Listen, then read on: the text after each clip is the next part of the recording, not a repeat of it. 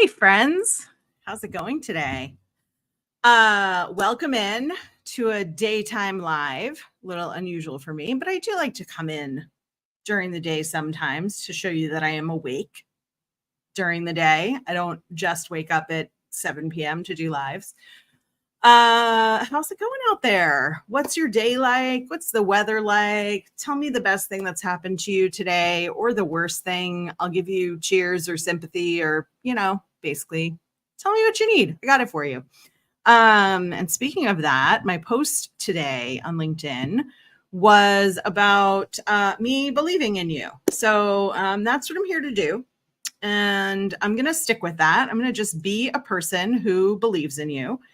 And if you go to that post and tell me what you need me to believe in you for today or be proud of you for today, count me in. I'm on it. I'm here for the joy. So today I'm going to talk about I carried a watermelon and how that relates to boundaries. And it's so funny. There are certain things that remind us of other things, right? And no matter where or how or when it comes up, and it could be a completely appropriate time or a completely inappropriate time, we come upon the thing and we feel compelled to shout it. So I was driving into my apartment complex, and there was a guy walking home from the grocery store, and he had a watermelon on his shoulder. And I had this compulsion, and I didn't do it because I didn't know the guy and I didn't want to be a jerk, but I had this compulsion to yell out the window, "I carried a watermelon," which, if you don't know, is from Dirty Dancing and was Baby's defense when she came into the party she wasn't supposed to be at, as to why she was led into this party. She said, "I carried a watermelon," very awkwardly.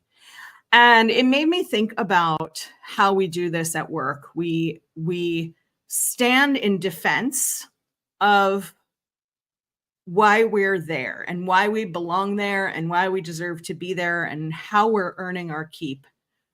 And somehow, as we grow in our careers, maybe it's because we get less praise later in our careers. I think when we're young and we're first in the work world, we're sort of seen as children, we're seen as younger.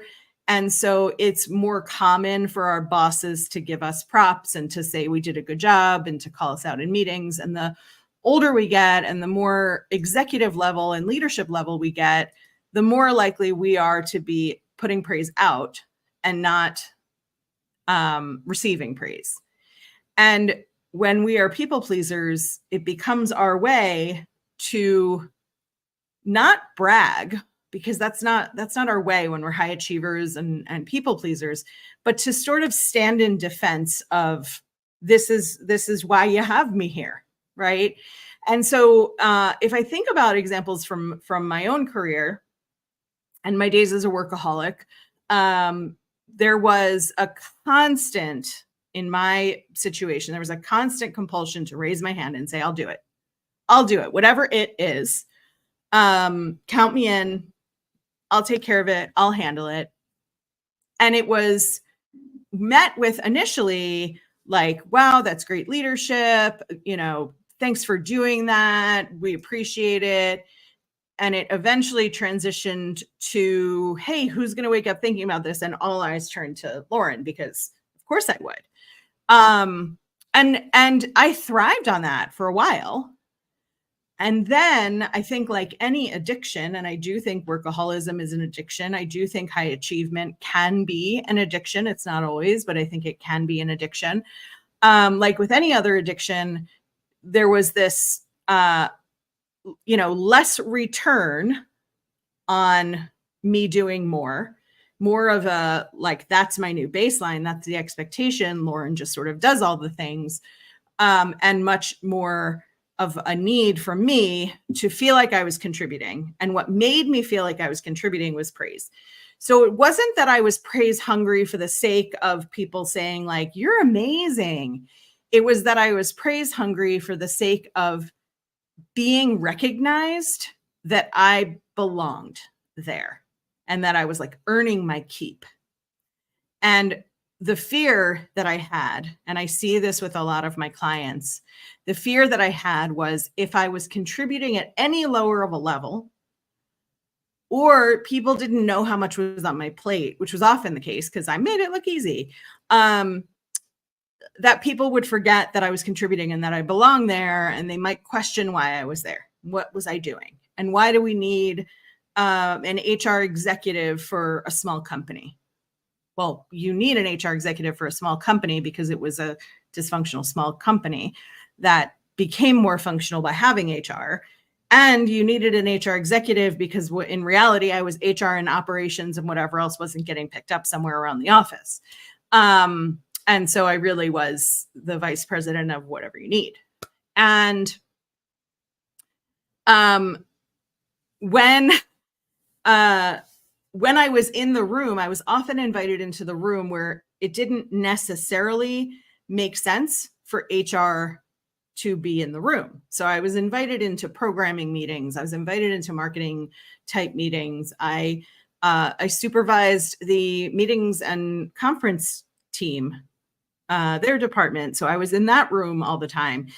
And there was this sense of, when somebody was new or when I was new to the room that they were in, there was this sense of like, why is Lauren here? And my brain always went to, I carried a watermelon. Like I brought something in here. I belong in here. And then it eventually developed into, if I wasn't in the room, that people would come by after the meeting to talk to me about the meeting they'd just been in. And they'd say, it would have been great if you were in that meeting because I know you would have done X, Y, Z, or I know you would have settled this argument, or I know you would have mediated this thing we couldn't agree on. And so there was this push-pull in my workaholic days of me wanting to be in the room, me not wanting to be in the room, me wanting to be invited into the room and having the option to decline being in the room, and then knowing that I would have been needed in the room, which is like, it's pretty warped, basically, right? And I have this same situation with a lot of my clients, which is why it's so easy for me to talk about, because I used to be real secretive about it because I was scared that I was the only one. And the more people I networked with and the more people I talked to and the more people I coached, the more I realized like we're all doing it. And especially women, and especially people in underrepresented groups, we're pushing so hard to prove our worth that we forget that people already see our worth. And we forget it because we get to this age and stage in our careers where we forget that people need praise and need recognition at every level. So when you think about your work life and you think about where you go the extra mile, where you raise your hand to do extra stuff, where you hear people talking about stuff and your inner voice is saying like, find a way to tell them you were involved in that, or volunteer so that you can contribute to that, so that people know you're still contributing. Do things that are visible, do things that make a difference. Get out of your office and make sure you get invited to meetings, make sure you have a seat at the table. What I learned and what I help my clients learn is that leadership, being seen as a leader, being viewed as an executive, being viewed as a partner to the business, actually doesn't come from you doing more. And it's weird and it feels backwards. But what I have seen and what I have experienced is the more doing we do, the more we're seen as a doer and the less we're seen as a leader. And when I started pulling back, and I think I was seen as both at my last corporate job where I did learn those lessons and I did take the time to really think and pause before I volunteered for something, to cut down on my hours from 80 plus hours a week all the way down to 40 hours a week. That was the place where I set my boundaries. And what I learned was you can be seen as a leader and a doer at the same time. You absolutely can. And when you become the go-to person for a whole bunch of things, it's great. But when you're the go-to person for a whole bunch of things for both leadership and doing, that's when you're going to burn yourself out. So I think that when you get to the director, the VP, the senior VP, the CEO level, that the gift to yourself is really in learning how to delegate gracefully. And that does not mean being a Teflon pan where anything that comes to you just slides right off and you don't do anything and, you know, everybody else does the work and you just advise. That means being willing to ask yourself, where do I add value here? Does this belong with me? Does this belong with my team? Or is this better suited somewhere else? And how do I gracefully offer the solution without becoming the doer? And the more you're able to do that, to provide advice, to provide solution, to provide your own boundaries and say, that actually doesn't fall with my team. I think this falls with X, Y, and Z. Or I can do it for you this time, but I'd love to show you how I do it so you can do it yourself. Or I don't have space for that, right? Learning the graceful no. Learning how to talk about what you're able to prioritize and when you're able to get things done or not. Learning to say, I'd love to help with that, but I have a hard stop at 5:30 today and I have to leave. And also being willing to say, I really don't think that belongs at this level, right? There were times when I was doing such hardcore administrative work that could have, should have, would have been done by somebody else. And I would calculate how much they were paying me to do this dumb work that I could have done in my sleep that took a bunch of time that was necessary, but that an entry-level person could have handled and could have handled well. And so being in that executive role, being in that leadership role is less about being that Teflon pan where the things just like slide right off of you. And it's more about being the person who people can come to because they trust that you'll have solutions. They trust that you'll be thoughtful. They trust that you'll be kind. They trust that you'll be constructive, but not because they trust that you're going to do the work. It's we lose credibility, I think, when we become the dumping ground for all of the things because people know we'll say yes. So when you carry a watermelon, I want you to think next time you're carrying a watermelon, whatever that means to you, I want you to think about who else could have carried this watermelon?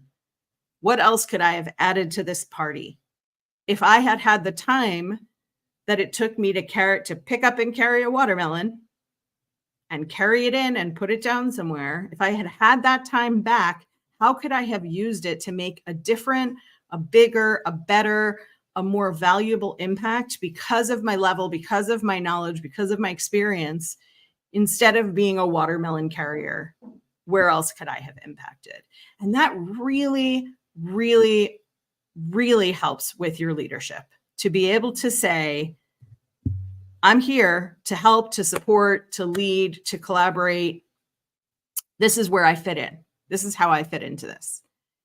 And helping other people with the designations to figure out like, okay, look, you're really good at this. Why don't you coordinate everybody's work on this? And you're our project manager, so you've got the authority. You go ahead and tell us what we should be doing and assign us all work. And when you are that kind of leader who offers your insights on leadership, who steps into the things that are going to add the kind of value they're paying you to add, and who says no appropriately, you are looked upon as a better leader. You just are. If you want to talk about that, if you want to talk about how being a doer and a people pleaser and a workaholic, or whatever words you use to describe you putting too much time and effort and energy into work, and it is becoming this burden for you, I want to talk to you about that. I want to talk to you. I want to have a strategy call with you. A strategy call with me is super easy. You just go to my link, which you can find in 100 different places, in every bio, on every social site. or if you can't find it, just DM me on whatever place you're seeing me, and we can set up a time to talk. And it's just a half-hour call where we talk about you and what's going on, and I talk about how I work with my clients, and then you have the power and the authority to decide whether that's something that you're ready to invest in for yourself. Have an amazing day. I will see you tomorrow. We are almost all the way through 30 days in a row live. Today is day 24, 5, 25, I think.